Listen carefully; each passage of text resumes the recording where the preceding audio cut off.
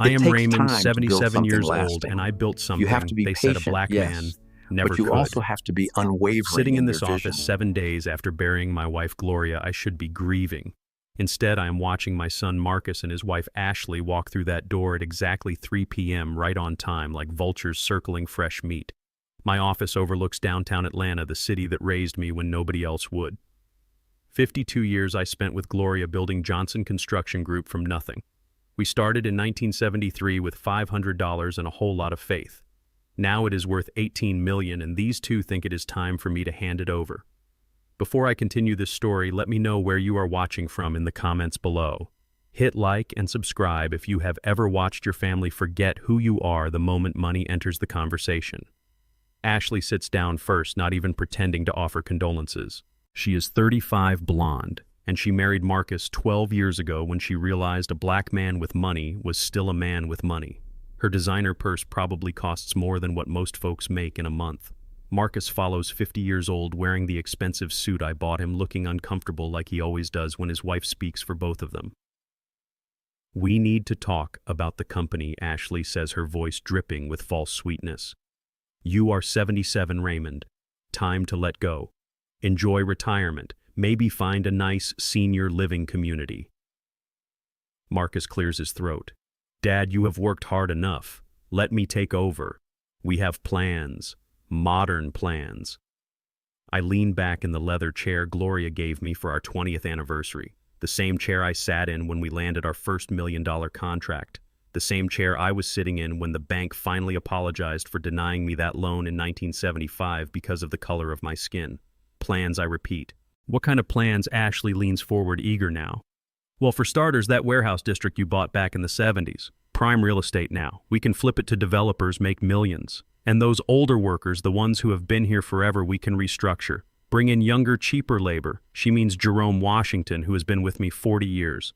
Calvin Brooks, who helped me survive the recession in 2008. Men who believed in Johnson Construction when nobody else did. Marcus nods along. "Mom always said you were too sentimental about business, Dad. Time to think with your head, not your heart." I study my son. Gloria never said that. She was the one who insisted we treat our people like family.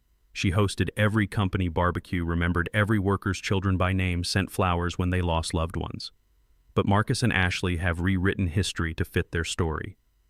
"There is something you both need to know first," I say quietly. Ashley waves her hand dismissively. "Raymond, we appreciate everything you have done, but now that the old woman is gone, we can finally move this company into the 21st century. The old woman." She called Gloria the woman who sacrificed everything so I could build this empire, the old woman. I smile. Not the warm smile I gave my wife every morning for 52 years.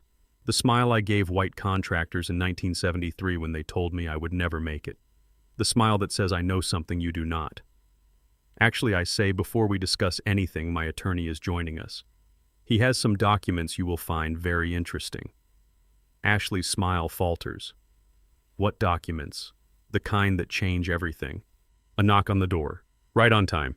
David Freeman walks in, my lawyer and friend for 30 years. He sets his briefcase on my desk with a heavy click that fills the silence. "Good afternoon, everyone," David says. "Let us get started." Ashley straightens. "Mr. Freeman, this is just family business. Simple transfer of ownership." David opens his briefcase, pulling out a manila envelope. "Actually, Mrs. Johnson, nothing about this is simple." He looks at me. I nod. "Before we discuss inheritance, there are facts everyone needs to know. Facts that Gloria and Raymond kept secret for 50 years. Marcus sits up. "Facts. What facts?" I meet my son's eyes. "The kind that change everything, son. The kind your mother and I carried alone for half a century." David pulls out the first document. "This is a paternity test." The room goes silent. Marcus Johnson is not the biological son of Raymond Johnson. Marcus stands up so fast his chair scrapes against the hardwood floor. "That is impossible." Ashley sits frozen, her mind already calculating. I can see it in her eyes, the same look she had when she convinced Marcus to buy that ridiculous lake house 3 years ago. "It is true," I say calmly. "Your mother had an affair in 1974 with a man named Robert Hayes. He was one of my workers. He died in a construction accident before you were born." Marcus stares at me like I just told him the earth is flat. You are not my father. I raised you. I fed you. I sent you to Morehouse College. I paid for your wedding to this woman. I am your father. Biology does not change that. But Ashley has already moved past the shock. She leans forward, her green eyes sharp. So Marcus has no legal claim to Johnson Construction. David clears his throat. Actually, he does. Raymond is the legal father on the birth certificate. He adopted Marcus legally. But there is more. More. Ashley's voice rises. What more could there possibly be? I pull out another envelope from my desk drawer. This one thicker, heavier, with the weight of truth. Your loan, Ashley. The $95,000 you took out in Marcus's name 3 years ago. Marcus turns to her. What loan? Ashley's face goes pale under her expensive makeup. I can explain. David spreads documents across my desk. Forged signatures. Loan applications Marcus never saw. Money used for what you called business ventures that never materialized. Mrs. Johnson, this is fraud. Marcus grabs the papers, his hands shaking as he reads. You stole from me, from us. We are married. Ashley snaps. What is yours is mine. I was trying to help us by lying. Marcus's voice cracks. By using my name without telling me, I watch my son realize who he married. It is like watching someone wake up from a 12-year nightmare. This brings us to the will, I say. Gloria's final wishes, and mine. Ashley collects herself quickly. Fine. So there was a loan. We will pay it back. But the company is still Marcus's inheritance. He is still your son, legal or not. You seem very confident about what is yours, I say. Because it is. She stands up now, her designer heels clicking against the floor. You are 77 years old. You cannot run this company forever. Marcus deserves it. He is your son whether you two share blood or not. And I am his wife, which means I have a say in this family's future. A say in the future. Let me tell you about the future, Ashley. In 1973, I had $500 in a dream. I walked into 12 different banks in this city. 12. Every single one laughed at me. Not because my business plan was bad, because my skin was black. They told me people like me did not build empires. We swept floors in them. Ashley rolls her eyes. That was 50 years ago. Times have changed. Have they? I lean forward. Gloria worked 3 jobs. She cleaned houses for white families during the day, waited tables at night, took in laundry on weekends. Also, I could work 20-hour days building something nobody believed in. Marcus grew up with everything we did not have. Private schools, college paid for, cars, clothes. He never had to wonder where his next meal came from. Dad, Marcus starts, but I hold up my hand. You want to talk about modernizing? About bringing Johnson Construction into the 21st century? Let me hear these plans. Ashley sits back down, confident again. Well, for starters, that warehouse district on the south side. You bought it for what, $50,000 back in 75? $42,000, I correct. When nobody would sell property to a black man. I had to use a white lawyer's name on the deed until 1978. Right. Well, it is worth millions now. Prime location for development. We sell it, we could triple our liquid assets. That warehouse district employs 60 families, good jobs with benefits, the kind of jobs that did not exist for people who look like me when I was their age. They can find other work, Ashley says, dismissively. And then there is the staffing issue. Jerome Washington has been here how long? 40 years. He must be close to 70. Time to retire him and bring in younger talent. Younger means cheaper, I say. It means efficient. And that scholarship program Gloria started. The one for inner-city kids interested in construction trades. It costs the company how much annually? $200,000. $240,000 David provides. It has sent 93 young people to trade schools and colleges over 30 years. That is money we could reinvest in growth. Ashley continues. Those kids should work for what they get, not have it handed to them. There it is. The thing she has been hiding for 12 years. Those kids. Like they are different. Like they do not deserve the same chances her family gave her. Marcus shifts uncomfortably. Ashley, maybe we should. Maybe we should what? She turns on him. Your father agrees with me. Do not you, Raymond, that these programs are wasteful, that it is time to focus on profit over sentiment. I stand up slowly. My knees ache. 77 years of living, 50 of them building something they said I could not have.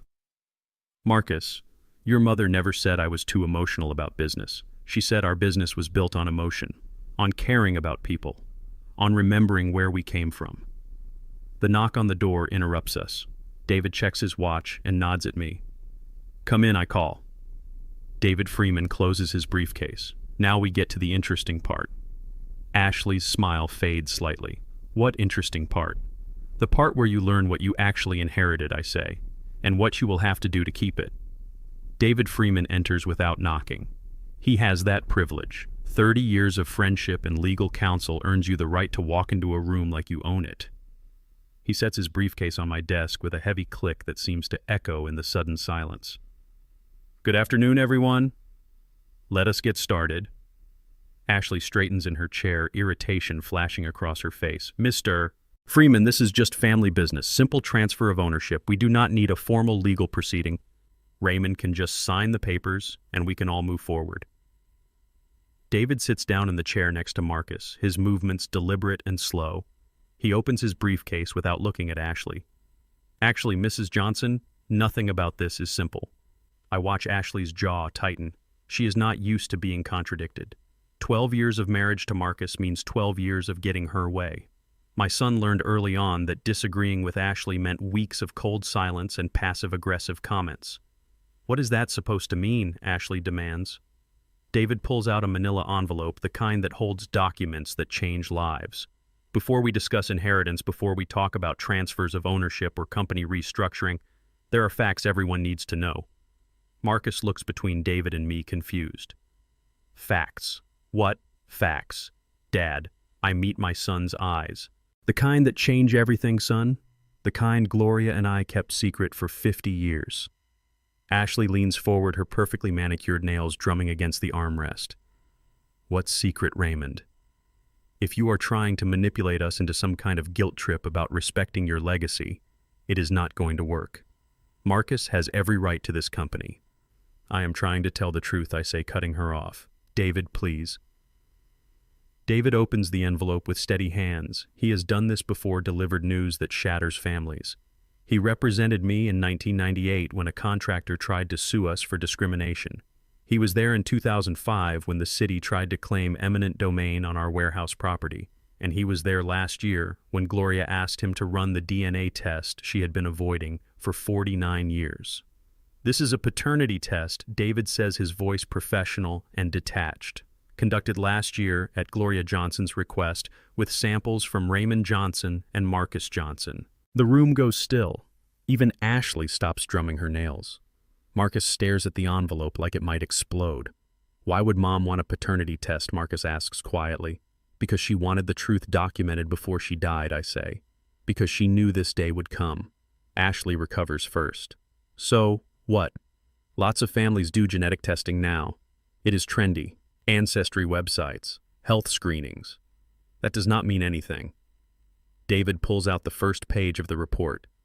"The genetic markers are clear. Marcus Johnson is not the biological son of Raymond Johnson." Silence fills the room like water filling a sinking ship. I watch my son's face cycle through emotions: confusion, denial, shock, hurt. "That is impossible," Marcus whispers. "That is absolutely impossible. I wish it was son. But your mother and I both knew the truth since you were 6 months old."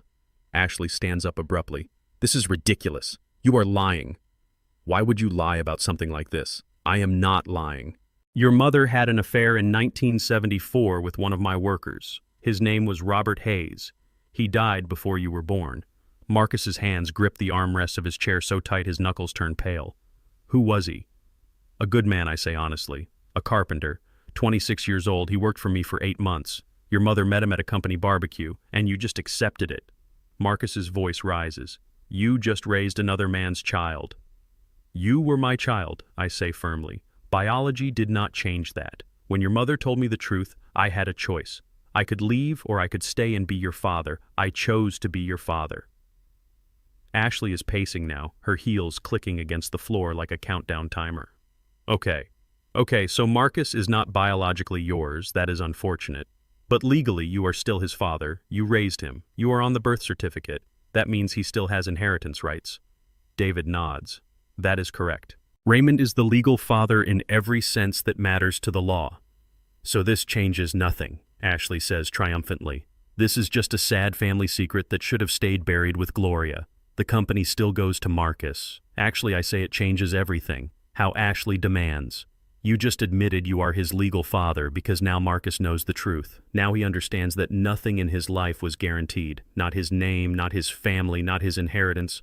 Marcus looks up at me, his eyes red. Why are you telling me this now? Why not take it to your grave like Mom almost did? Because you need to understand something. Son, your mother and I built Johnson Construction together. We fought racism, poverty, and doubt. We sacrificed everything. And when you were born, we made a choice to give you a better life than we had. But somewhere along the way, you forgot what that sacrifice meant. I did not forget. Marcus protests weekly. You did. You forgot that nothing worth having comes easy. You forgot that respect is earned, not inherited. You forgot that your last name means something because we made it mean something. Dad, I never asked for any of this. Marcus says, his voice breaking. I know.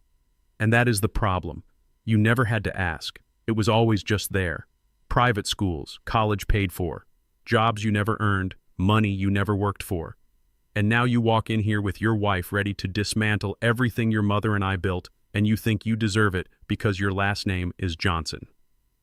Ashley stops pacing. Fine. You have made your point. Marcus is spoiled. We get it.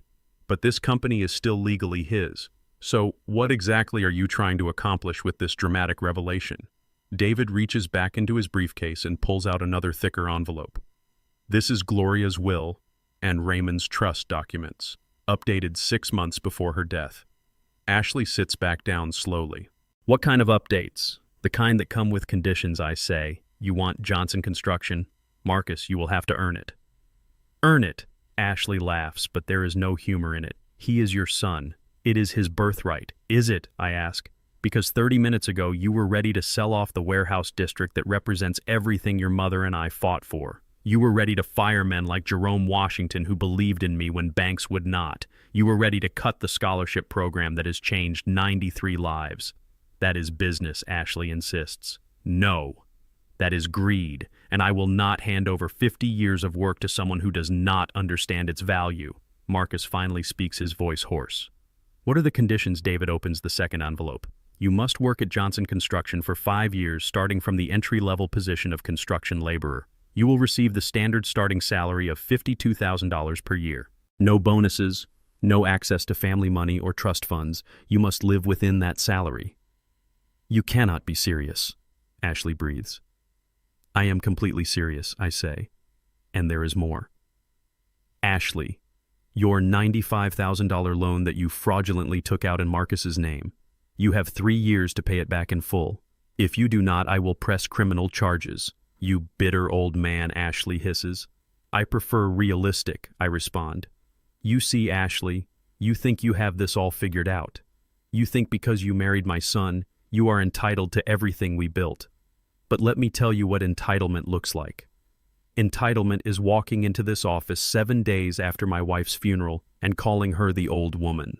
Entitlement is planning to destroy 50 years of work before her grave marker is even set. Marcus David continues, if you quit, if you are fired, or if you refuse these terms, the company will be liquidated. All assets will be sold and the proceeds donated to the NAACP Legal Defense Fund and historically black colleges and universities. The room spins with tension. Marcus looks like he might throw up. Ashley looks like she might commit murder. You have 24 hours to decide, I say. Tomorrow at 3 p.m., same time, same place. Come prepared to accept the terms or walk away forever.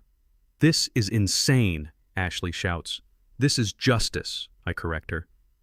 David, I think we are done here. David closes his briefcase with that same heavy click. Indeed we are. Ashley storms out without another word. Marcus stands slowly looking at me like he does not know who I am anymore. Dad, he starts. Tomorrow, I say gently. You have until tomorrow. He nods and leaves. The door closes behind them and I am alone with David. Think he will do it? David asks.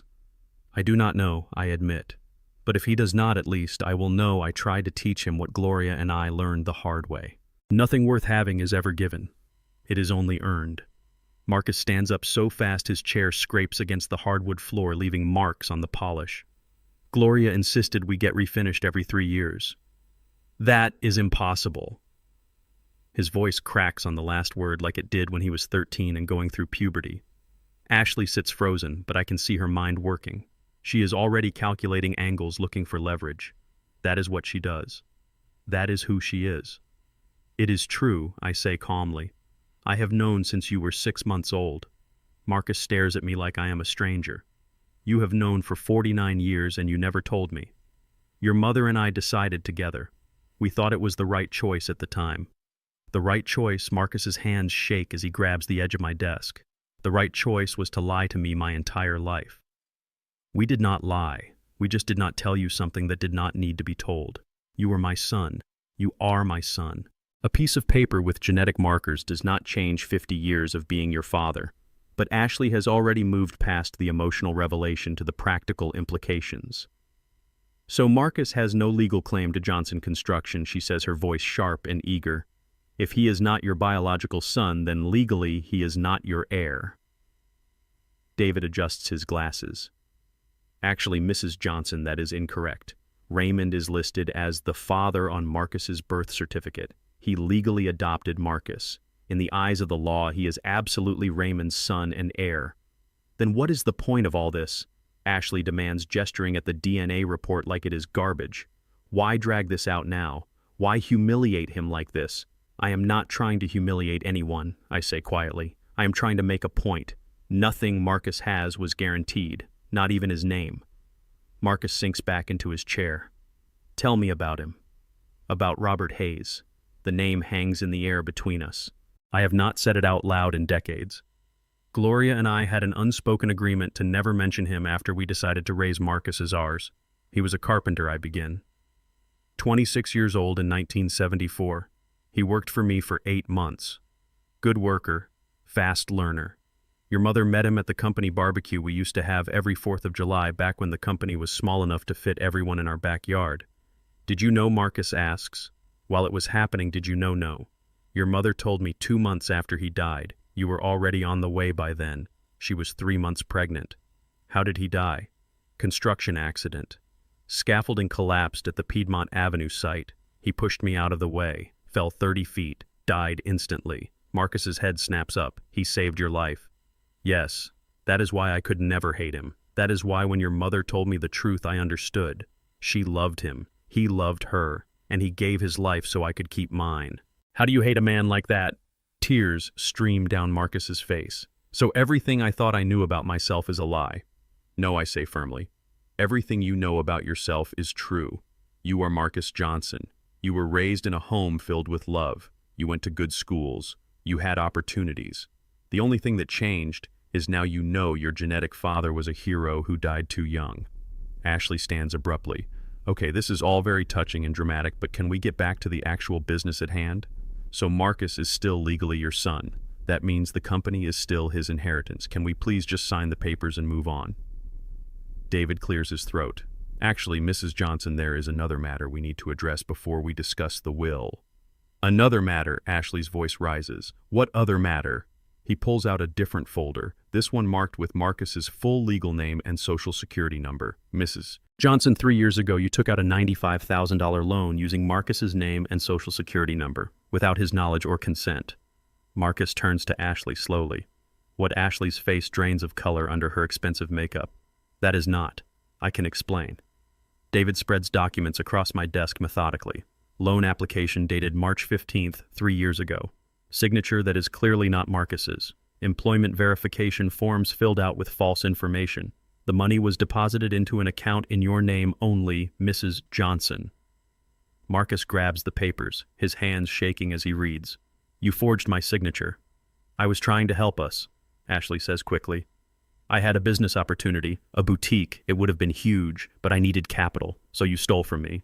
Marcus's voice is deadly quiet now. You used my name, my credit, without asking me. We are married. What is yours is mine. I was going to tell you after the business took off. What business, Marcus demands. I never heard anything about a boutique. Because it failed, I say, within 6 months. She lost all $95,000, but the loan is still in your name, Marcus. Still accruing interest. currently sitting at 112,000 with penalties. Marcus stands up again, this time moving away from Ashley like she is toxic. You destroyed my credit. You lied to me. You stole from me. I was going to pay it back. Ashley's voice turned shrill. Once we got the company, once we restructured and sold off assets, I was going to pay it back. So that is what this is about, Marcus says, slowly, realization dawning. That is why you have been pushing so hard for me to take over. You need the money to cover your fraud. It is not fraud. We are married. Married people share finances. Not when one person steals from the other. David says calmly. Mrs. Johnson, what you did is identity theft and loan fraud. These are federal crimes. You cannot prove I did anything wrong, Ashley says, but her voice wavers. Actually, I can. I pull out my own folder from the desk drawer. I hired a private investigator 8 months ago. When I noticed discrepancies in Marcus's credit report, I have copies of the application with your handwriting. I have testimony from the loan officer who remembered you specifically because you kept emphasizing how rich your husband's family was. I have bank records showing you withdrew the money in increments to fund a boutique that never opened because you spent the money on a car jewelry, and that trip to Paris you told Marcus was paid for by your mother. Ashley's mouth opens and closes like a fish. Marcus, please. We can work this out. Marcus does not even look at her. How could you? I am your wife. You are a thief, Marcus says flatly. You stole from me and lied about it for 3 years. And this brings us to the will, I say, pulling out the final envelope. Gloria's final wishes in mine. Ashley turns on me, her face twisted with rage. This is all your fault. You set this up. You planned this whole thing to humiliate us. I planned to tell the truth. I correct her. Everything you are feeling right now, every bit of humiliation and anger you brought on yourself. David opens the final envelope, the last will and testament of Gloria Marie Johnson and the living trust of Raymond Thomas Johnson, updated 6 months before Mrs. Johnson's death. Just tell us what it says, Marcus says tiredly. It says you want Johnson Construction. Marcus, you will have to earn it. What does that mean, Marcus asks. It means the days of things being handed to you are over. It means if you want to inherit what your mother and I built, you are going to have to prove you deserve it. How Marcus's voice is small now, like a child's. David pulls out the terms. You will work at Johnson Construction starting Monday as an entry-level construction laborer. You will work for 5 years in that capacity, learning the business from the ground up. You will receive the standard starting salary of $52,000 per year. No bonuses, no access to family trust funds, no financial help from Raymond or the estate. You will live on that salary and that salary alone. The room goes silent except for the hum of the air conditioning, and Ashley Marcus asks quietly, Mrs. Johnson has 3 years to repay the $95,000 loan in full plus interest. If she fails to do so, I will press criminal charges for identity theft and fraud. You cannot do this, Ashley shrieks. This is insane. I can, and I am. I say, you stole from my son. You thought you could waltz into this office and take apart everything Gloria and I built. You called my wife of 52 years an old woman. Did you really think there would be no consequences? Marcus, please. Ashley turns to him. You are not going to let him do this to us, are you? Us. Marcus looks at her with something like disgust. There is no us. There has not been an us for a long time. I was just too stupid to see it. David continues reading. If Marcus quits, if he is fired, or if he refuses these terms entirely, the company will be immediately liquidated. All assets will be sold. All proceeds will be donated to the NAACP Legal Defense Fund and to historically black colleges and universities, specifically to fund scholarships for students pursuing careers in construction and engineering. You would destroy everything you built, Ashley asks incredulously. In a heartbeat, I say, if the only other option is watching you destroy it. Marcus David says gently, you have 24 hours to decide. Tomorrow at 3 p.m., same place, same time. Come prepared with your decision. What if I say no? Marcus asks. Then you walk away with nothing. The company disappears. Your inheritance disappears. And you spend the rest of your life knowing you were not strong enough to earn what your mother and I were strong enough to build. And if I say yes, Marcus meets my eyes. Then you become the man I always hoped you would be. The man your mother believed you could be. The man who understands that nothing worth having comes easy and everything worth keeping requires sacrifice. Ashley grabs her purse. This is not over. I will fight this. I will get lawyers. You do that, I say calmly. David here has been my attorney for 30 years. He is prepared for every possible legal challenge you might bring. You will lose, and you will go to prison for fraud. Marcus stands slowly. Can I have some time alone? To think. 24 hours, I repeat. Tomorrow at 3 p.m. He nods and walks out. Ashley follows her heels, clicking furiously against the floor. The door slams behind them. David packs up his briefcase. Think he will do it. I lean back in Gloria's chair. I do not know. But if he does not, at least I will know I gave him the chance. That is more than most people get. Gloria would be proud of you, David says. I hope so. I look at her photo on my desk, her smile frozen in time from our 40th anniversary. I really hope so. David stands and walks to the window overlooking downtown Atlanta. The city lights are starting to come on as evening approaches. He has done this before, delivered life-changing news, but this one feels different. This one feels personal. Let me read the terms exactly as Gloria and Raymond wrote them, David says, returning to his seat. He pulls out a leather-bound document, the kind that looks official and permanent. Condition 1. The 5-year challenge. Marcus Johnson must work at Johnson Construction Group starting Monday morning at 6 a.m. as an entry-level construction laborer. No exceptions, no shortcuts. He will work the same hours, follow the same rules, and meet the same expectations as every other entry-level employee. Marcus stares at his hands. I have never done manual labor in my life. I know, I say quietly. That is the problem. Condition 2. David continues. Salary only. Marcus will receive the standard entry-level salary of $52,000 per year. No bonuses, no profit sharing, no access to family money trust funds or investment accounts. He must live entirely within that budget. Any attempt to access family money will result in immediate disqualification. 52,000. Ashley's voice is shrill. We spend that on clothes in a year, then you will need to adjust your lifestyle, I say flatly. Condition 3. David's voice is harder now. Ashley Marie Johnson must repay the $95,000 fraudulent loan within 3 years from today. She will make monthly payments directly to the lender. If she fails to repay in full, Raymond Johnson will press criminal charges for identity theft and loan fraud. No help from Raymond or the estate is permitted. No extensions will be granted. Ashley stands up, her face flushed. You cannot do this. Actually, I can. I say, it is my money, my company, my choice. Condition 4. The stakes. David reads slowly, letting each word land. If Marcus quits his position for any reason, he is disqualified. If he is fired for poor performance or misconduct, he is disqualified. If he refuses these terms entirely, he is disqualified. Upon disqualification, Johnson Construction Group will be immediately dissolved.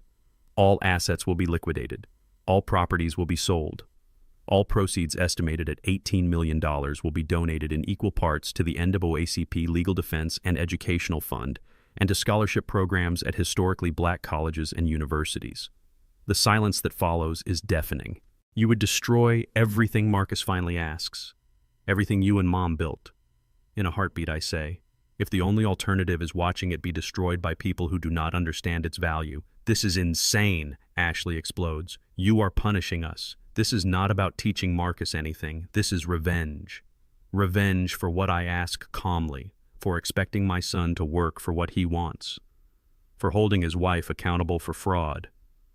Tell me, Ashley, what exactly am I taking revenge for? For not being good enough for you. Ashley shouts. Nothing we do is ever good enough. We are not Gloria. We did not struggle. Like you struggled. We did not grow up poor. That is not our fault.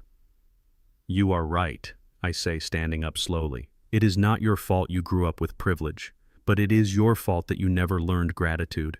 It is your fault that you look at people like Jerome Washington who worked 40 years to build something meaningful and see them as disposable. It is your fault that you called my wife an old woman 7 days after we buried her. Marcus sits frozen between us, looking smaller than I have ever seen him. Dad, he says quietly, I have never done construction work. I do not know how to mix concrete or read blueprints or operate heavy machinery. I will fail. Maybe I say, but at least you will have tried. At least you will understand what it takes. What it takes, Ashley turns on me. What it takes is what you had 50 years ago, Raymond. Cheap labor, no regulations, a different economy. You cannot compare then to now. And there it is. The thing she has been holding back, the implication that my success was somehow easier, somehow less valid because of when it happened. Let me tell you about 1973, I say, my voice low and controlled. I walk to the wall where I keep the photographs, the old ones, the ones that tell the real story. This is me at 27 years old, standing in front of my first truck. I point to a faded photo of a younger me beside a beat-up pickup. I paid $400 for that truck. It broke down 6 times in the first month, but it was mine. And with it, I could haul materials and equipment. I move to the next photo. This is the first crew, 3 men, all black. Jerome Washington on the left. He was 19 years old. Calvin Brooks in the middle. He was 22.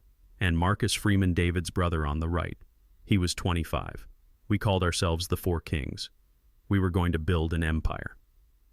Marcus leans forward, looking at the photo he has seen 100 times but maybe never really seen. We started by doing jobs white contractors did not want, I continue. Small repairs, renovations in black neighborhoods. We worked 16, 18, 20 hours a day. We slept in that truck sometimes because we could not afford gas to drive home and back. I moved to another photo. Gloria at our kitchen table surrounded by paperwork. This is your mother doing the books in 1974. She worked as a housekeeper for 3 different white families during the day. She cleaned their toilets, washed their floors, ironed their clothes. At night, she waited tables at a diner on Peachtree Street. On weekends, she took in laundry. She did all of this so I could buy materials, pay the crew, and keep the business alive. Raymond Ashley says quietly, "But I am not finished. Do you know why she had to work 3 jobs? Because every bank in this city refused to give me a loan. I applied 12 times, 12 different banks. And do you know what the loan officer at First National told me? He said, and I quote, 'We do not lend to your kind. Construction is a white man's business.'" Marcus's face is pale. "So we bootstrapped everything," I continue.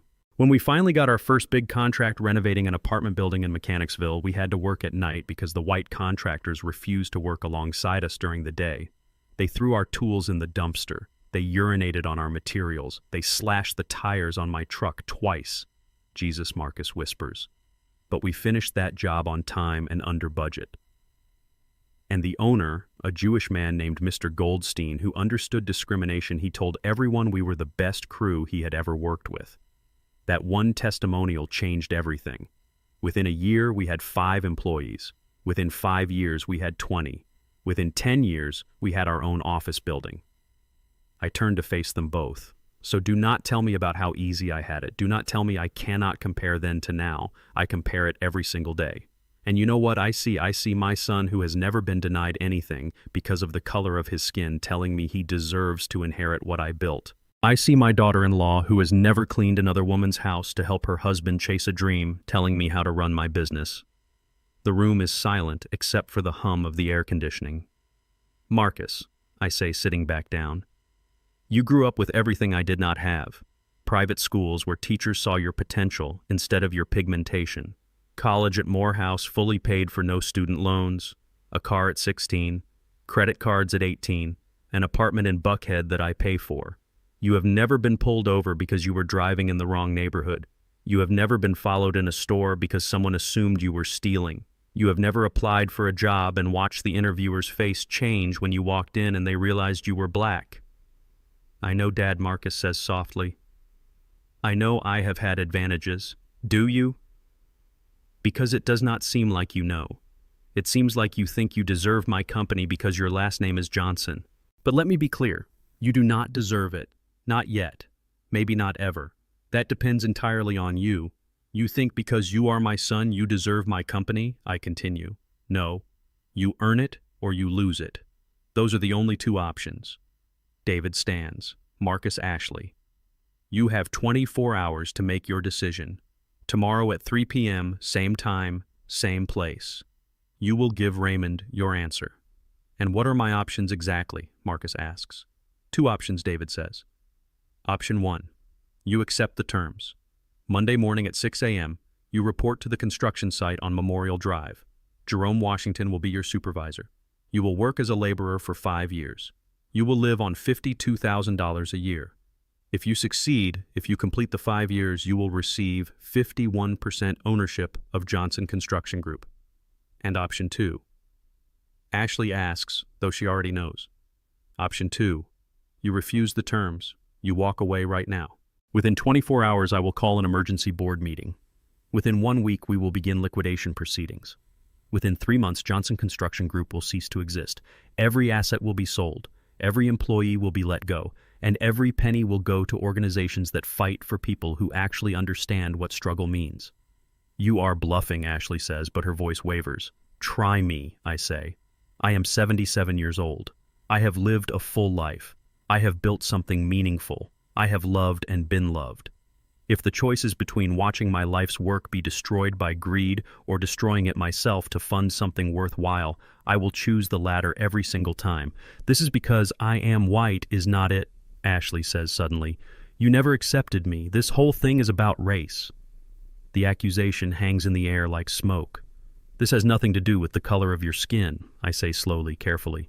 This has everything to do with the content of your character. You are entitled. You are selfish. You are fraudulent. Those are not white characteristics. Those are Ashley characteristics. I have known plenty of white people with integrity. You just are not one of them. How dare you, Ashley whispers. How dare I? I stand up, my voice rising for the first time. How dare I expect you to pay back money you stole? How dare I expect my son to work for his inheritance? How dare I hold you to the same standards everyone else in the world is held to? Is that what you are asking? Marcus finally speaks. We need to go. I need time to think. 24 hours, I repeat. Tomorrow at 3 p.m. Marcus stands and walks to the door. Ashley follows, turning back to glare at me one more time. You are a bitter old man, she hisses. Maybe, I say, but I am an honest one. They leave. The door closes. The office falls silent. I walk to my desk and pick up the photo of Gloria. It was taken on our 50th anniversary just 2 years ago. She is wearing the blue dress I bought her, smiling that smile that still made my heart skip after 5 decades. Did I do the right thing, baby? I ask the photo. The silence is my only answer. I sit down in my chair, suddenly feeling every one of my 77 years. David packs his briefcase. You did what she asked you to do, what you both agreed on. I know, but that does not make it easier. It was never supposed to be easy, Raymond. That is the whole point. He leaves too, and I am alone with my decision, my memories and the weight of 50 years of building something that might disappear in 24 hours. The city lights glow outside my window. Somewhere out there, Marcus is deciding his future, and I am here waiting to see if I raised a man or just a boy who never grew up. That night, I sit in my living room, the house too quiet without Gloria. The clock on the wall ticks past midnight. I have not slept. I do not expect to. My phone rings, the sound jarring in the silence. Marcus. Dad. His voice is rough, like he has been crying. I am here, son. Why did you keep the DNA secret, he asks. All these years. Why did you and Mom never tell me? I lean back in Gloria's favorite chair, the one she sat in every evening while watching her cooking shows. Because I loved your mother, and I loved you. That is what fathers do. We protect our children even when the truth is complicated, but I had a right to know. Maybe. But you were 6 months old when I found out. You were innocent, and your mother was devastated. She made a mistake, Marcus. One mistake in 52 years of marriage. Was I supposed to punish you for that? Was I supposed to look at you every day and see someone else's child instead of my son? He is quiet for a long moment. Did you ever resent me? Every day for the first year, I admit. Not because of you, because of the situation. Because I had to choose between my pride and my family. But then you got sick with that ear infection when you were 18 months old. I stayed up 3 nights straight holding you while you cried. And somewhere in those 3 nights, something changed. You stopped being Robert Hayes' son. You became mine. I hear him breathing on the other end of the line. Marcus, I say gently, biology is just genetics. Being a father is showing up every day. Changing diapers at 3 a.m., teaching you to ride a bike, sitting through your terrible middle school band concerts, helping you with college applications. That is what makes someone a father, not DNA. Ashley says you are manipulating me, he says quietly. She says this whole thing is designed to humiliate us, to punish her for being white. Is that what you think? I do not know what to think anymore.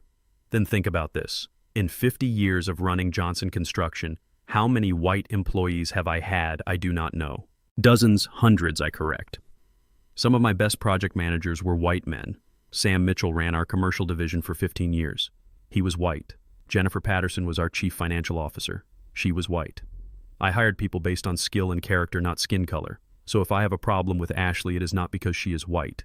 It is because she is cruel. The line goes quiet again. I have to go, Marcus finally says. Ashley is waiting. 24 hours, I remind him. Tomorrow at 3 p.m. He hangs up. I sit in the darkness and wonder if I will have a son tomorrow or if I will have to destroy everything I built. The next day, I arrive at the office at 2:30 p.m. David is already there, the contracts spread across my desk. Think he will show? David asks. I have no idea.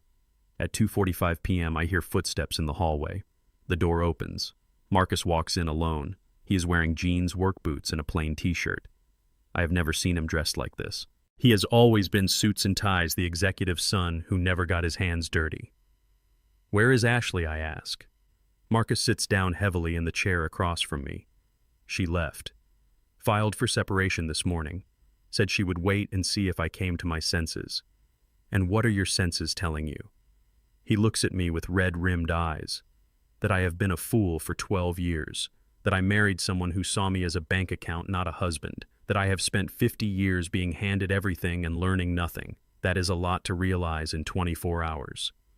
I called Jerome this morning, Marcus continues. Asked him to tell me about the early days. About working with you in the 70s. What did he say? He said you were the toughest man he ever met. Not because you were mean, because you never asked anyone to do something you would not do yourself. He said you worked harder than anyone on every job site. He said there were days you did not eat so you could pay the crew. Jerome talks too much, I mutter. He also said you were the fairest man he ever worked for. That you treated him like family when other contractors would not hire him because he was black. He said you gave him a chance when nobody else would. Jerome Washington is a good man, one of the best I have ever known. Marcus takes a deep breath. I will do it. All 5 years. I will work as a laborer. I will live on $52,000. I will earn what you and Mom built. I study his face, looking for doubt, for hesitation. I see only determination. Where is Ashley? I ask again. Gone. She packed her things last night, said if I accepted your humiliation she was done. She is staying at her mother's house in Marietta. And the loan?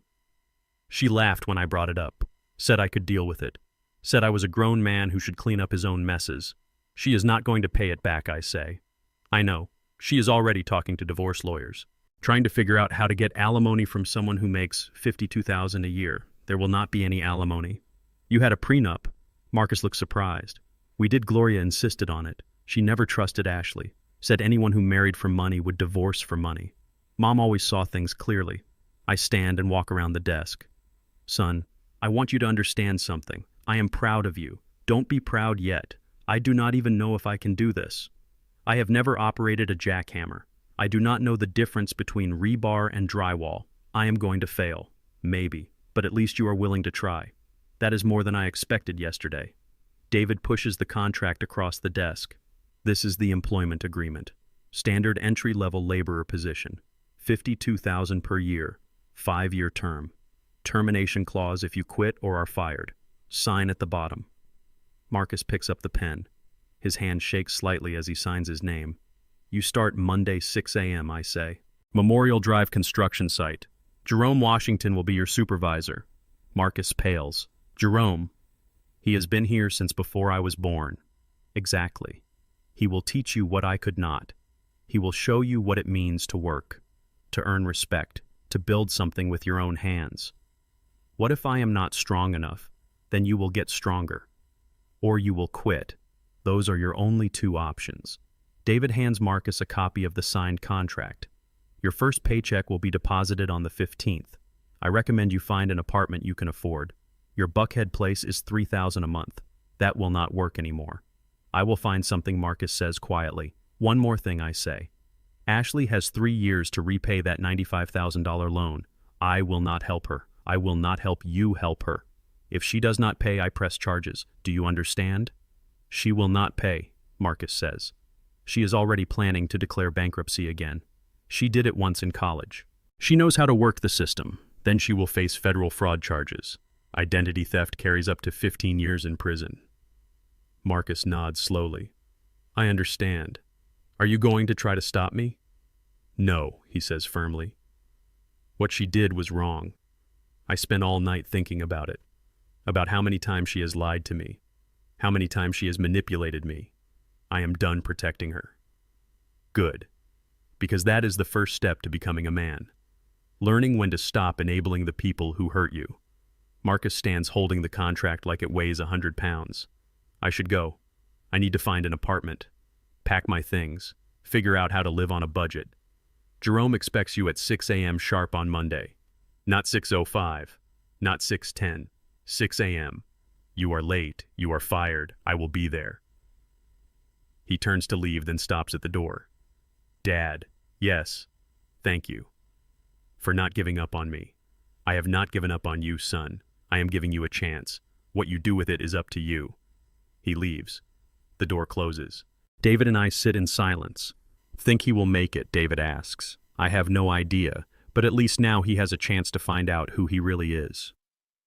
And if he fails, then I will liquidate the company like I promised. And I will know I tried to teach him the most important lesson a father can teach, which is that nothing worth having is ever given. It is only earned. David packs his briefcase. Gloria would be proud of you. I hope so. I really hope so. I sit alone in my office looking at the signed contract on my desk. In 3 days, my son will show up to a construction site as a laborer. He will be 50 years old, soft from decades of easy living, facing the hardest work of his life. He will probably fail. Most people do when faced with something this difficult, but maybe, just maybe, he will surprise me. And if he does, then everything Gloria and I built will finally mean something beyond money. It will mean we raised a man who learned that character is forged in struggle, not handed down in a will. Monday morning, 5:45 a.m. I sit in my car in the parking lot of the Memorial Drive construction site watching. Marcus pulls up at 5:52 a.m. in a 10-year-old Honda Civic. Not the Mercedes I bought him, not the BMW Ashley insisted he needed, a used car he could afford on his salary. He gets out wearing new work boots that still look stiff, jeans from Walmart, and a t-shirt. He looks terrified. Jerome Washington stands by the equipment trailer, arms crossed, watching Marcus walk toward him. Jerome is 67 now, but he is built like the brick buildings we construct. 48 years of manual labor have made him harder than most men half his age. You the boss's kid, Jerome asks, though he knows exactly who Marcus is. Yes, sir. You think you special? No, sir. Good. Jerome points to a pile of shovels. Grab that one. We got a foundation to dig. 3 feet deep, 40 feet long. You got until noon. Marcus picks up the shovel. His hands already look soft, unprepared for what is coming. I drive away. This is his journey now, not mine. 1 month later, Marcus shows up to Sunday dinner at my house. It is the first time I have seen him outside of work in 4 weeks. His hands are wrapped in bandages. He has lost at least 15 pounds. His face is darker from the sun, his eyes tired in a way I have not seen since he was a baby, keeping Gloria and me up all night. How is it going? I ask, pouring him sweet tea. It is hell, he says honestly. My hands bleed every day. My back hurts so bad I cannot sleep. The apartment I found is 600 square feet in East Point. I can hear my neighbors through the walls. I eat ramen noodles 4 nights a week because that is what I can afford after rent and utilities. You want to quit? He looks at me with something like anger. Every single morning. Every time the alarm goes off at 5 a.m. Every time I put on those boots and my feet scream at me. Every time Jerome tells me I am doing something wrong, which is about 50 times a day. Yes, Dad, I want to quit. But you have not. No. He drinks the tea. Because I keep thinking about what you said, about how you and Mom built this with nothing.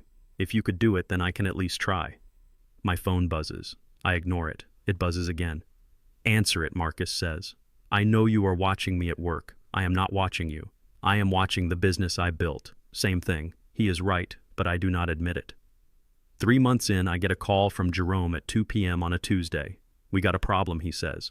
What kind of problem? Marcus ordered the wrong rebar for the Cascade Road project. Grade 40 instead of grade 60. $5,000 worth. It is already delivered. Cannot send it back. I close my eyes. This is the moment. The test I knew was coming. Fire him, I say. Raymond Jerome starts. Fire him. Those are the rules. One major mistake, and he is out. I drive to the site. Marcus is standing by the delivery truck staring at the rebar like it is a death sentence. The crew is watching, waiting to see what happens. Jerome approaches Marcus. You know what you did?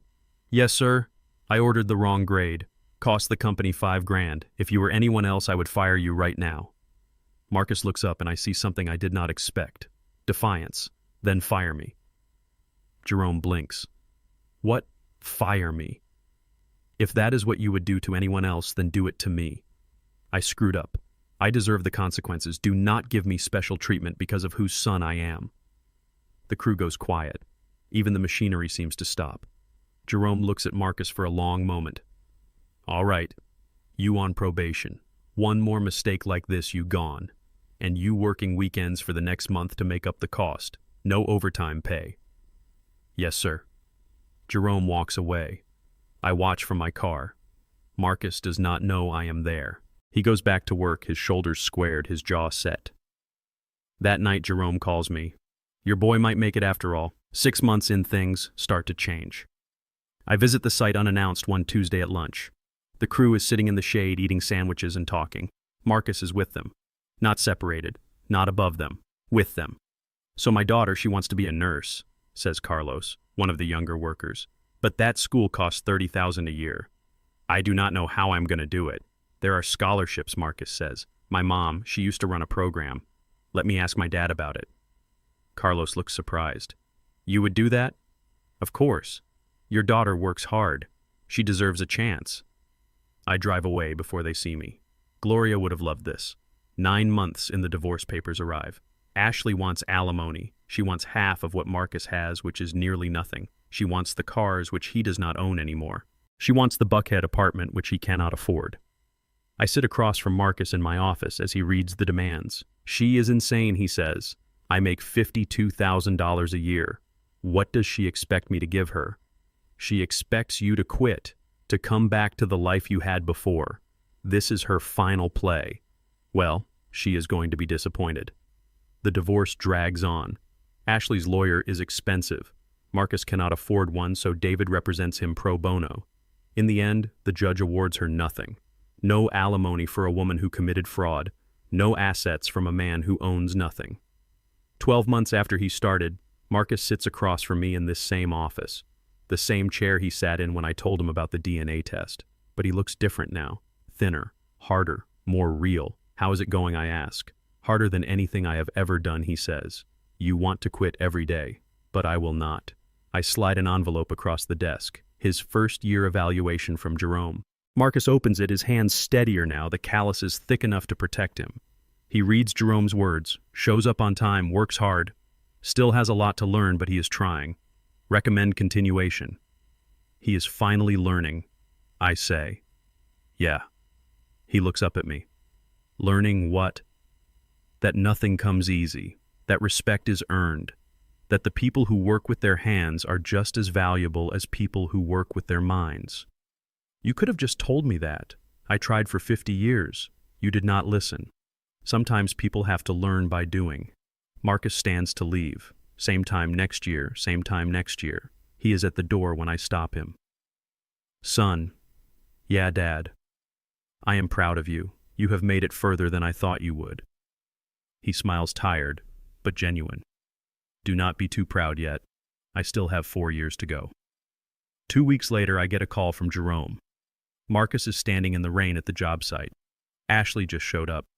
I drive over, but by the time I arrive, she is gone. Marcus stands alone, water dripping off his hard hat, staring at nothing. Jerome walks over to me. She told him she is pregnant, with another man's baby. Some lawyer named Brad. How did Marcus take it like a man? He did not yell, did not cry, just stood there and took it. Then she laughed at him and left. I walk over to Marcus. He does not acknowledge me. You okay? He shakes his head. No, but I will be. You want to take the day off? No. I got work to do. He goes back to digging a trench. His movements are mechanical but steady, purposeful. He has been broken before. He will survive this too. That night he calls me. Dad, I am here. Did Mom ever cheat on you again? After Robert Hayes. No. It was one time, one mistake, and she spent the rest of her life proving she loved me. How did you forgive her? I did not. Not at first. But over time I realized that holding on to anger was like drinking poison and expecting her to die. So I let it go. Not for her, for me. I do not know if I can forgive Ashley. You do not have to forgive her. You just have to stop letting her control your life. She is gone now. She made her choice. You made yours. Let her live with her decisions while you live with yours. He is quiet for a moment. I am not going to quit, Dad. I know, son. I know. Year one ends not with triumph, but with survival. Marcus has made it through 12 months of the hardest work of his life. He has been humiliated, divorced, and broken down. But he has not quit. And that more than anything tells me he might actually have a chance. Gloria's voice echoes in my head something she said to me 40 years ago when I wanted to give up during the recession of 1982. The strongest steel is forged in the hottest fire. Marcus is being forged. Whether he will emerge as steel or shatter into pieces, only time will tell. But he has made it through year one. 4 more to go. Year 2 starts with Marcus at his absolute lowest. The divorce is finalized in February. Ashley gets nothing, but somehow she makes it sound like she is the victim. She posts on social media about how she escaped a toxic family, how she is starting fresh, how she deserves better. Her friends rally around her. My son becomes the villain in her story. 6 months later, she marries Brad, the lawyer she got pregnant by. They have a big wedding at the Ritz-Carlton. Her dress probably costs more than Marcus makes in 3 months. I see the photos online. She looks happy. Marcus pretends not to care, but I know he sees them too. I visit the job site on a Tuesday in July. It is 98 degrees, the kind of Atlanta heat that makes the asphalt shimmer. Marcus is digging a trench for electrical conduit, his shirt soaked through with sweat. He has lost more weight. His arms are ropey with muscle now, his hands permanently stained with dirt and grease. Jerome pulls me aside. We got a problem. What kind, your boy? He is thinking about quitting. How do you know? Because I have been doing this for 48 years. I can see it in a man's eyes when he is about to break.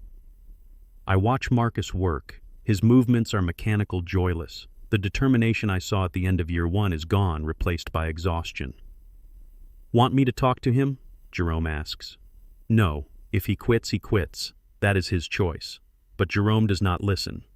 That afternoon I hear about what happened from Calvin Brooks, our engineer who has been with the company 30 years. Jerome cornered Marcus during lunch break. The crew was sitting in the shade eating sandwiches. Marcus was off by himself staring at his phone, probably looking at more photos of Ashley's new life. Jerome walked over and sat down next to him. Your daddy built this company with $500. Marcus looked up. I know. Do you? Because you out here acting like you got it rough. You got a salary. You got benefits. You got a guaranteed job. Your daddy had none of that. How do you know what I am feeling? Because I see it in your face. You think you deserve better than this. You think this work is beneath you. Marcus was quiet for a moment. Do not I? Jerome laughed, but not cruelly. No, none of us do. Nobody deserves anything. We earn it. Your daddy earned this company by working harder than any man I ever met. You want it, you're gonna have to earn it the same way. I am trying. No. You going through the motions. There is a difference. You showing up. You doing the work. But you not learning nothing because you still think this is temporary. You still think one day you're gonna wake up and be the boss. But let me tell you something. The day you become the boss is the day you stop thinking like the boss's son and start thinking like a man who has to earn respect. Marcus put down his phone. How do I do that? By asking yourself every morning, what can I learn today? Not how do I survive today? Not when does this end? But what can I learn? Something shifts in Marcus after that conversation. I do not see it immediately, but over the next few weeks, the reports from Jerome change. He asking questions now, good questions, about how we did things in the old days, about why we use certain materials, about how to manage a crew. Marcus starts showing up 15 minutes early instead of right at 6 a.m. He volunteers for the harder jobs. When a pipe bursts and floods the worksite, he is the first one in the water helping to pump it out. One evening, he shows up at my house unannounced. "Can I ask you something?" "Of course." We sit on the back porch where Gloria used to grow her tomatoes. The garden is overgrown now. I cannot keep up with it alone. Jerome said you faced a lot of racism when you started the company. Will you tell me about it? So I do. I tell him about the bank manager who told me to go back to sweeping floors. I tell him about the white contractor who refused to let us use the bathroom on a job site. I tell him about the building inspector who failed us 3 times for no reason until we paid him under the table. I tell him about the crosses burned in our yard in 1975 when we moved into a white neighborhood. Marcus listens without interrupting. When I finish, he is quiet for a long time. I never knew, he finally says. I never told you. Your mother and I wanted you to have a different life. We did not want you to carry our anger. But maybe I needed to know. Maybe I needed to understand what it took. Maybe. He stands to leave. Thanks, Dad. For what? For not giving up on me, even when I deserved it. 18 months into the challenge, Jerome recommends Marcus for promotion to crew leader. I review the paperwork in my office. Jerome's handwriting is neat and precise, the product of a man who never went to college but educated himself through 48 years of hard work. Marcus Johnson has demonstrated leadership qualities. He arrives early, stays late when needed, helps other workers without being asked, recommends him for crew leader position on the Peachtree Street renovation project. I sign the approval. Marcus gets a raise to $57,000. Not much, but every bit counts. The Peachtree Street project is a test. It is a $300,000 renovation of a historic building. Marcus manages a crew of 8 men. 2 of them are older than he is. One of them worked with me in the 80s. I do not visit the site. I do not check in. If Marcus is going to lead, he needs to do it without me watching over his shoulder. 3 months later, the project finishes 2 weeks early and $15,000 under budget. The client sends a letter praising the professionalism of the crew. Jerome brings me the letter. Your son did good. Year 3 begins with Marcus looking different. Not just physically, though, the soft office worker is long gone. He moves with confidence now. He knows what he is doing. More importantly, he knows what he does not know, and he is not afraid to ask. I visit the Cascade Road site where Marcus is supervising a foundation pour. He is explaining something to a new worker, a young man barely 20 years old who looks lost. See how the concrete flows, Marcus says. You want it smooth but not too thin. You thin it out too much, you lose strength. You leave it too thick, you get air pockets. It is a balance. The young man nods, watching carefully. What is your name? Marcus asks. Deshaun. You in school, Deshaun Morehouse, engineering major, working summers to help pay tuition. Marcus nods. My mom, she used to run a scholarship program. It is still active. You should apply. Here, give me your number. I will send you the information. Deshaun looks surprised. For real? For real. Education matters. Do not ever let anyone tell you different. I watch this exchange from my car. Gloria would have cried. This is the son she always believed he could be. 3 years to the day after Marcus signed the contract, David calls me. Ashley's loan is due today. She has not paid a cent. File the charges, I say. My phone rings 5 minutes later. Marcus. Dad, do not file charges against Ashley. She stole from you. She has not paid back a penny. She deserves consequences. I know. But I have learned something these past 3 years. Revenge is not worth it. She is miserable in her new life anyway. That is punishment enough. How do you know she is miserable? Because Brad left her 2 months ago. Turns out having a baby is expensive and Ashley does not like being poor. She is back living with her mother, working at a car dealership. She is already paying for her choices. Are you sure about this? Marcus is quiet for a moment. Yeah, I am sure. 3 years ago, I would have wanted her to suffer, but now I just want to move on. Pressing charges keeps me tied to her. Dropping them sets me free. I signal David to hold off. We will revisit in 6 months, but I do not need to revisit it. Word spreads about Ashley's fraud anyway. Small community, smaller industry. Her reputation is destroyed. Brad divorces her. She declares bankruptcy for the 2nd time in her life. Sometimes Marcus was right. Life delivers its own justice. 3.5 years and Marcus is promoted to project manager. It is a $2 million renovation of an apartment complex in Midtown. It is the biggest project he has ever managed. I review the proposal he wrote. It is thorough, professional, realistic. He has learned to estimate costs, manage schedules, anticipate problems. He has learned what I could not teach him in 50 years of being his father. He has learned by doing. The project takes 8 months. I visit once a month, always unannounced. Every time the site is clean, organized, efficient. The workers respect Marcus. They joke with him during lunch, but they work hard for him during the day. In month 7, one of the workers, a man named Curtis, has a family emergency. His daughter is in the hospital with appendicitis. Curtis has no paid time off left. Marcus covers his shift personally, works a double 16 hours so Curtis can be with his daughter. Jerome tells me about it later. Your son is ready. Ready for what? To lead this company. He has learned everything we can teach him. Now he just needs to finish out the time. We still have 18 months left, I know. But he is ready now. Question is, are you ready to let go? I do not have an answer. The Midtown project finishes 3 weeks early and $90,000 under budget. The client is so impressed they give us a referral for 3 more projects totaling over $5 million. Marcus brings me the signed contracts. He does not gloat, does not boast, just sets them on my desk and says, "These are for you. I just facilitated. You did more than facilitate. You earned these." He shrugs. I had a good teacher. You had several. Jerome, Calvin, the crew. They taught you what I could not. Yeah. They taught me that leadership is not about being the boss. It is about serving the people who trust you. Where did you learn that? From watching you. Even when I did not appreciate it. That evening, I sit in my office looking at the 3 new contracts worth $5 million. Contracts Marcus earned, projects he will manage.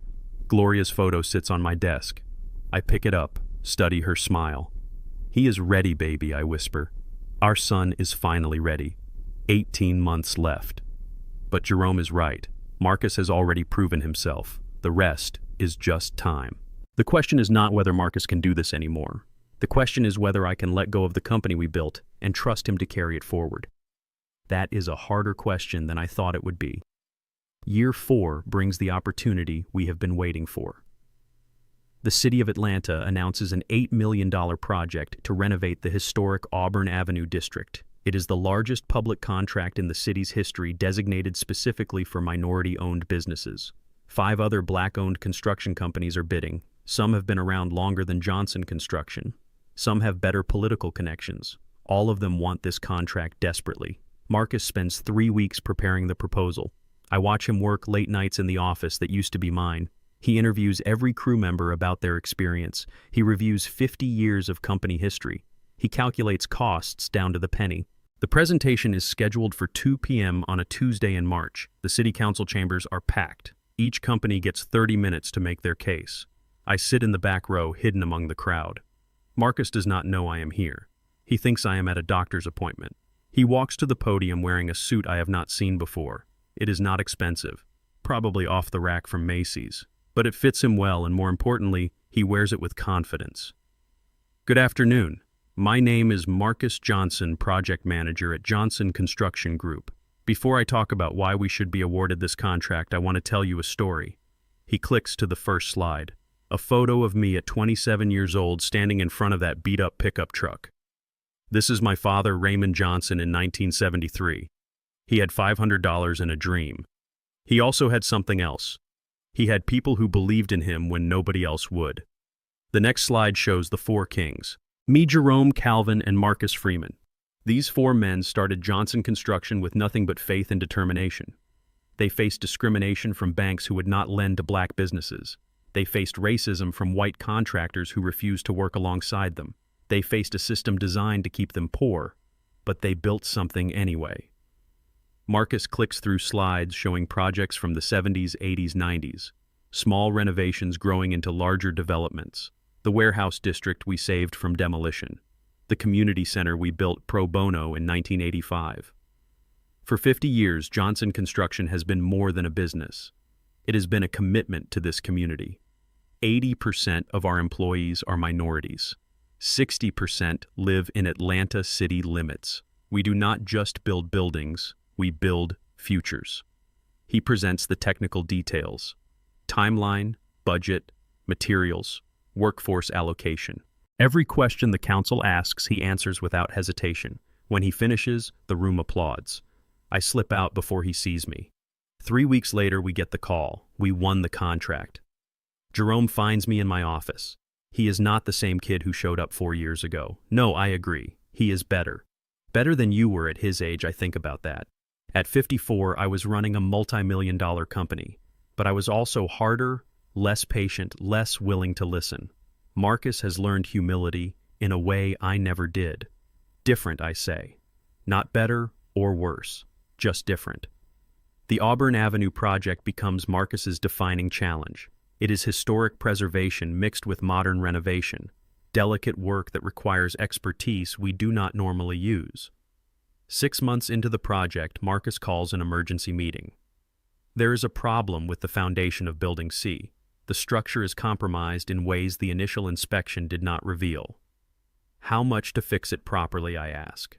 $2 million, Marcus says. Maybe more. The room goes silent.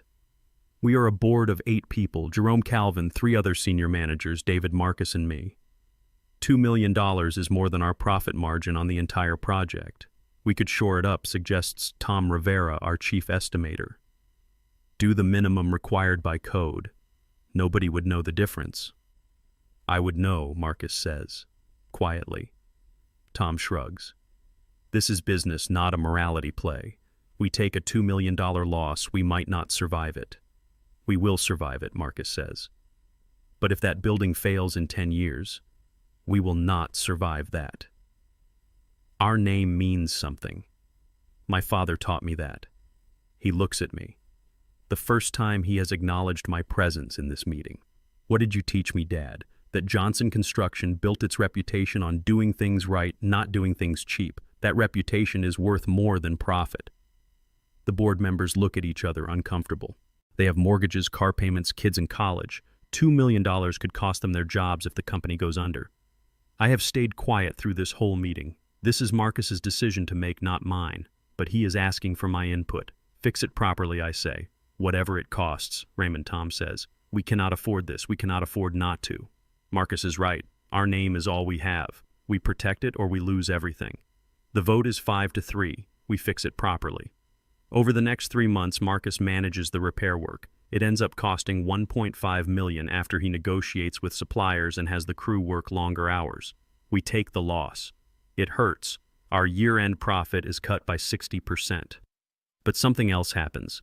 The city inspector who oversees the Auburn Avenue project writes a commendation letter. He praises our integrity, our commitment to quality, our willingness to sacrifice profit for safety. That letter reaches the mayor's office.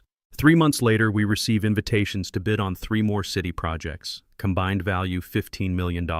All 3 are earmarked for us if our proposals meet standards. Jerome brings me the news. Your son just turned a $1.5 million loss into a $15 million opportunity. That is not luck, I say. That is character. We win all 3 projects. By the end of year 4, Johnson Construction's revenue has increased 40%. We are on track to be worth $25 million by year end. And Marcus did it. Not me. Him. Year 5 arrives faster than I expected. 5 years ago, Marcus walked into my office soft and entitled. Now he runs crews, manages projects, makes decisions that affect 200 employees. The final day approaches. 5 years to the day since he signed that contract. I have marked it on my calendar, circled it in red ink. The day everything changes. Marcus walks into my office at 3 p.m. exactly on time, like he has been for 5 years. He is not wearing a suit. He is wearing work clothes covered in dust from the Decatur Street site. It is done, he says simply. How do you feel? He sits down in the chair across from me, the same chair he sat in when I told him about the DNA test. Exhausted, proud, different. Different how I do not see the world the same way I did 5 years ago. I used to think money made you important. I thought titles made you valuable. I thought people should respect me because of who my father was. And now I know respect is earned every single day. With every decision you make, with every person you treat fairly or unfairly. I know that the guy digging ditches is just as important as the guy signing contracts. I know that a company is only as strong as the people who believe in it. He looks at me. You knew I would learn this. That is why you did it. I hoped you would learn it. I was not sure you could. Did you really plan to liquidate the company if I quit? Yes. Without hesitation. Because a company built on 50 years of integrity cannot be handed to someone who does not understand that integrity. Better to destroy it than let it be destroyed slowly. Marcus nods. I understand that now. I did not 5 years ago, but I do now. He pulls out a folder from his bag. I have been thinking about what happens next. After today, I own 51%. You own 49%. That makes me the majority owner. That is the deal. I do not want it. I sit forward. What I do not want 51%. I want us to be equal partners, 50-50.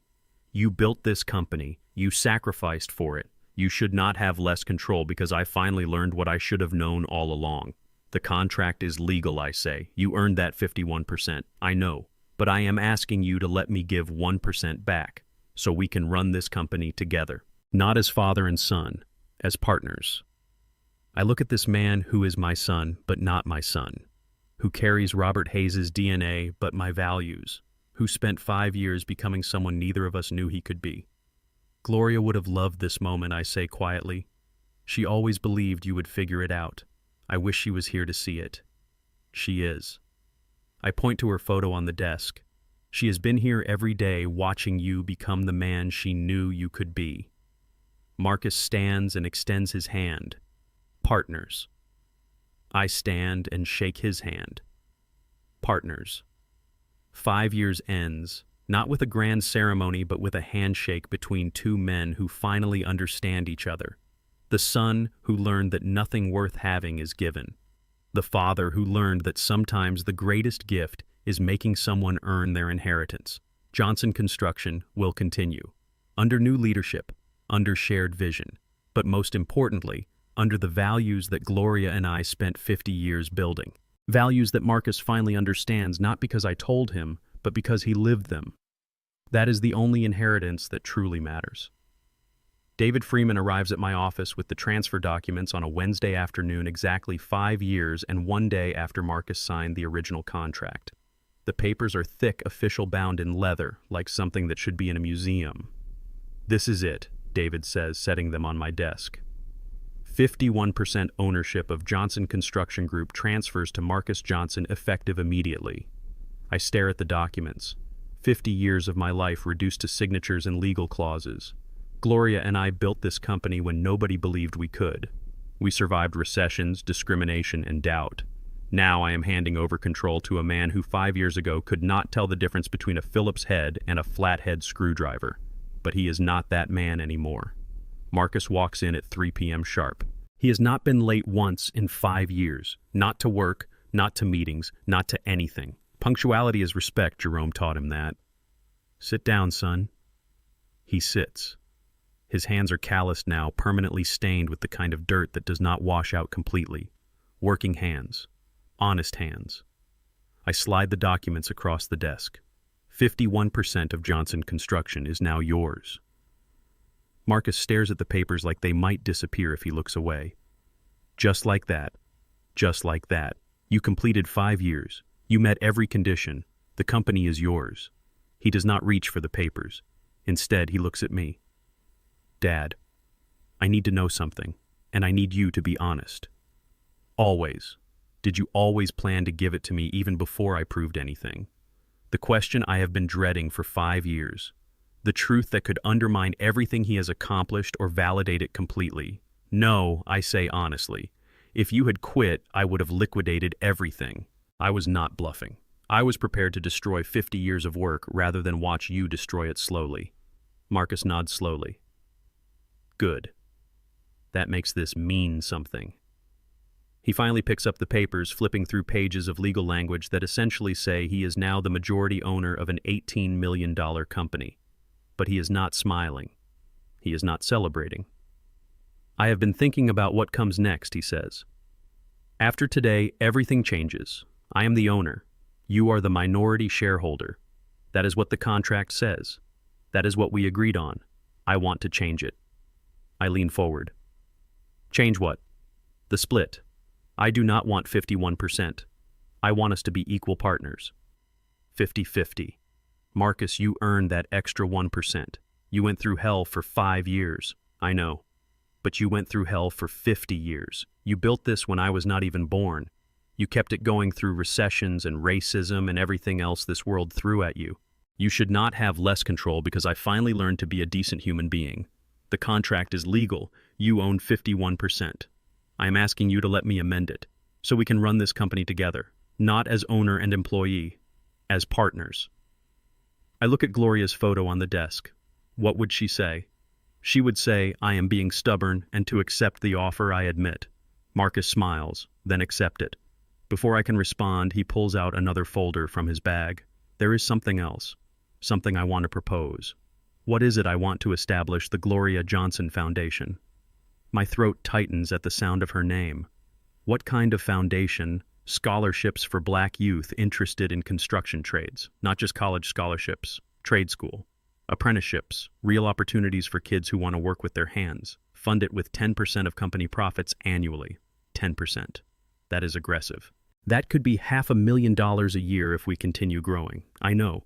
But Mom spent 30 years running scholarship programs on a shoestring budget. Imagine what we could do with real funding.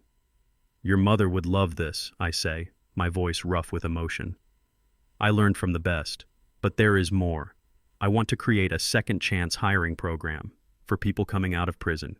Give them real jobs with real pay. Help them rebuild their lives. Why? Because you gave me a second chance. I was not in prison, but I was trapped. Trapped by entitlement, by ignorance, by privilege I did not earn. You could have written me off, but you did not. You gave me a chance to become someone better. Other people deserve that chance too. I stand and walk to the window. Atlanta sprawls below us, the city that raised me, that broke me, that built me. 50 years of memories in these streets. Your mother would be so proud of you, I say without turning around. I learned from the best. A knock on the door interrupts us. Jerome Washington walks in, grinning wider than I have seen in years. Heard it is official, he says to Marcus. Congratulations, boss. Marcus stands and shakes Jerome's hand. I am not your boss, Jerome. You are still the best damn foreman in this city. I just signed the checks now. 5 years ago I thought you were just another rich kid playing dress-up.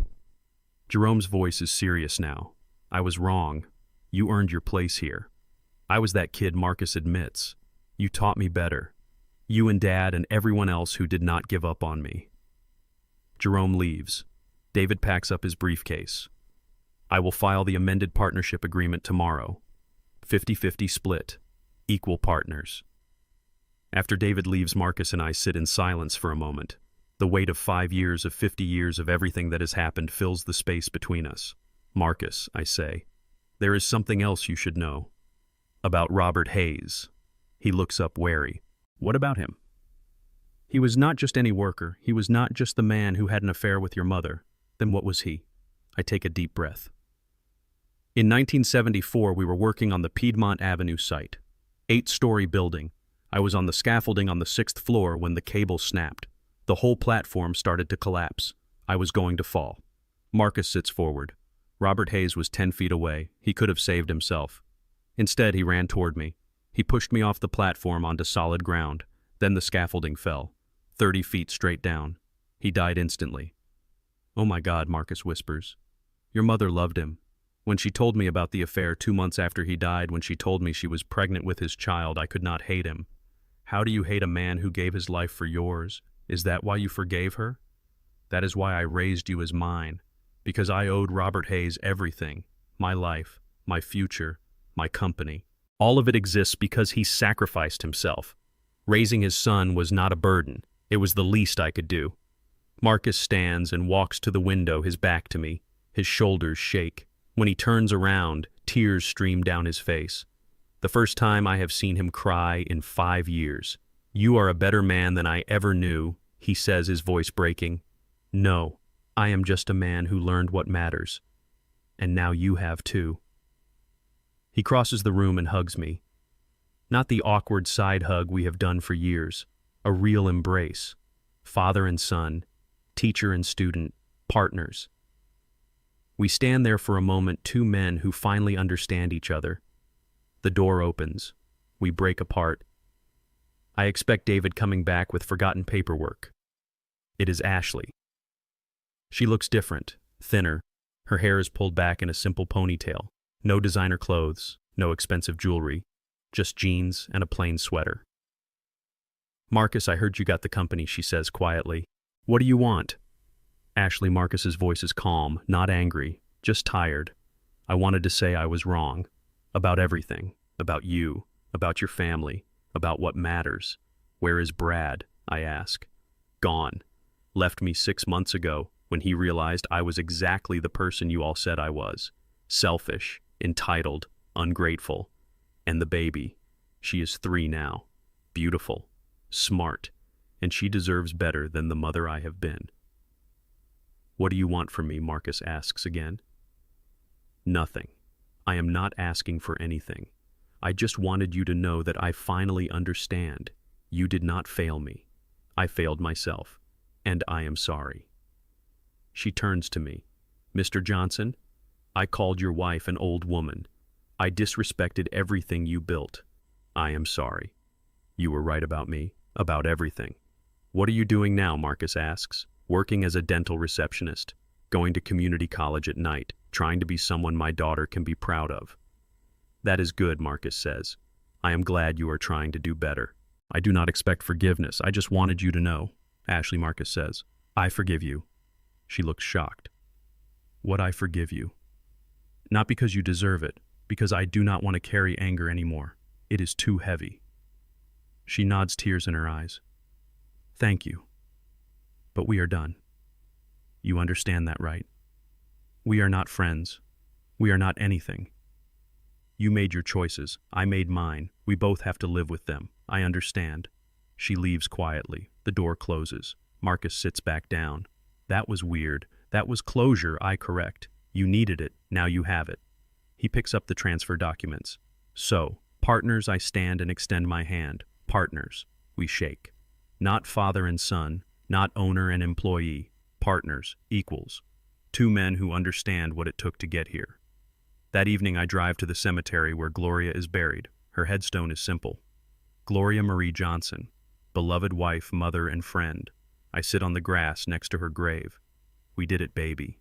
Our son became the man you always believed he could be. The wind rustles through the trees. I like to think it is her way of answering. He's going to name a foundation after you. Going to help kids the way you always wanted to. He learned, Gloria. He finally learned. I sit there until the sun sets, talking to my wife, feeling at peace for the first time in 5 years. Tomorrow, Marcus and I start our partnership. But tonight I celebrate with the woman who made it all possible. The woman who loved a man who was not perfect, who raised a son who was not hers biologically, but completely hers in every way that mattered. The woman who taught me that the greatest inheritance is not money or property or business.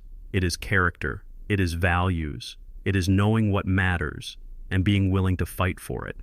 That is what we gave Marcus, and that is what he will pass on to the next generation.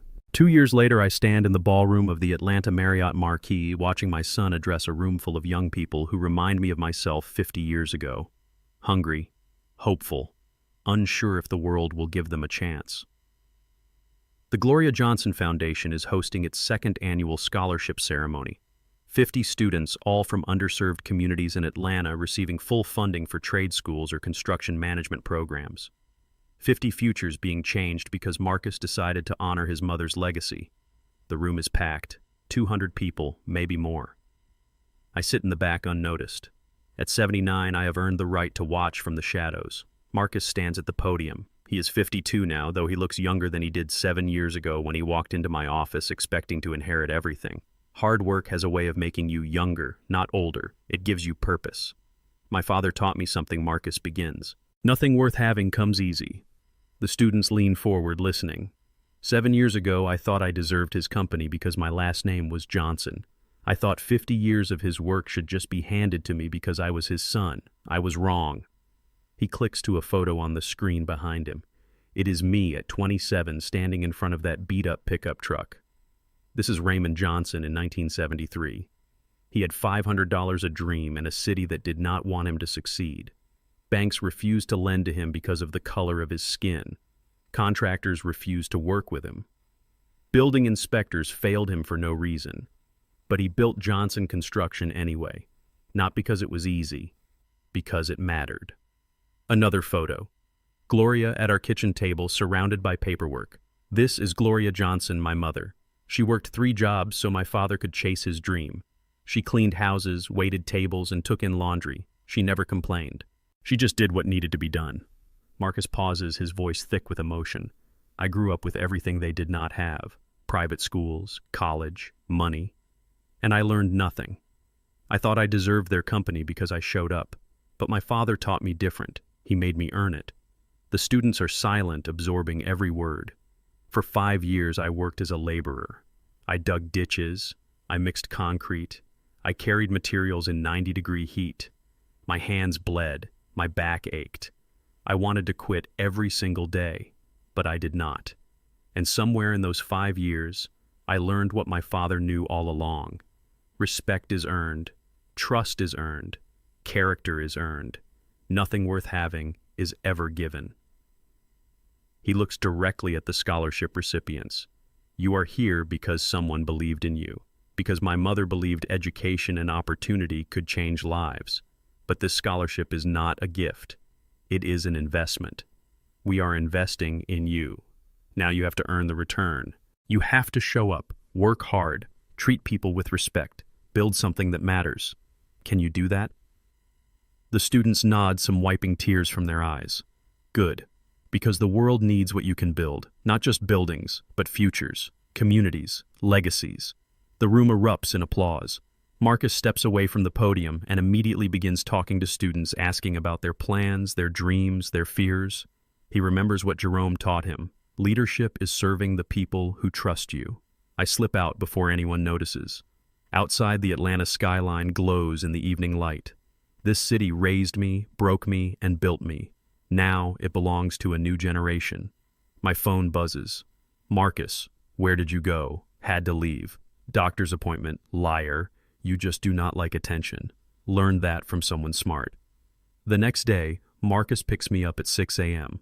We drive to the new construction site on the west side, affordable housing for low-income families. 100 units. The Gloria Johnson Foundation is funding 20% of the cost. We walk through the site, Marcus pointing out details. The energy-efficient windows, the community garden spaces, the playground for children.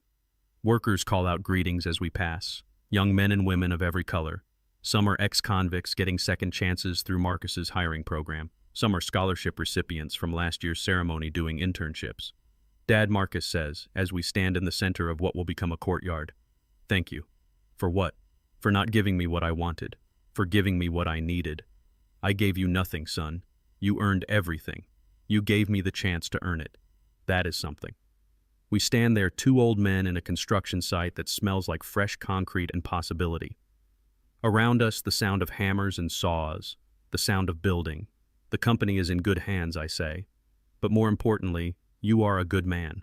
That is not something you inherit. That is something you become. I learned from the best. We walk back toward the car, past workers who nod respectfully. Past equipment that bears the Johnson Construction logo. Past a future that looks brighter than the past ever did. As we drive away, I look back at the site. 50 years ago, I stood on a different construction site with $500 and a prayer. Now my son stands on this one with $18 million and a purpose. The money does not matter. The buildings do not matter. What matters is that he understands what it took to get here. What matters is that he will pass that understanding to the next generation. They say you cannot take it with you. That is true. But you can leave behind something better than money. You can leave behind people who understand what it means to earn their place. You can leave behind a legacy of character. And that is worth more than any inheritance. Gloria knew that. She taught me that, and together we taught Marcus. Now he will teach others. That is how legacies are built. Not with money or property or companies, but with values passed down through struggle, through sacrifice, through the kind of love that demands you become your best self. I am 79 years old. I have lived a full life. I have loved deeply, worked hard, and built something that will outlast me. But my greatest accomplishment is not Johnson Construction. It is not the buildings we built or the money we made. It is the son who learned that nothing worth having comes easy and everything worth keeping must be earned. That is my legacy. That is what I leave behind. And I am at peace. I have learned that the greatest gift you can give your children is not wealth. It is the tools to create their own.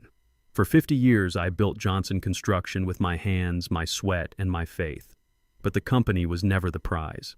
The prize was learning that excellence has no color, that character is earned through struggle, and that the strongest foundations are built on respect and honesty. Marcus did not need my company. He needed to discover who he could become when everything was stripped away. He needed to learn that being black in America means you work twice as hard to get half the credit, but you do the work anyway because your name means something. If my story teaches you anything, let it be this. Do not give your children everything. Give them the chance to earn something. That is the inheritance that lasts forever. Now, I am curious about you who listen to my story. What would you do if you were in my place? Have you ever had to earn something you thought you deserved? Comment your city below so I can see how far my story has traveled. And check out the 2 other stories on your screen. They will surprise you, just like this one did. Thank you for watching until the end.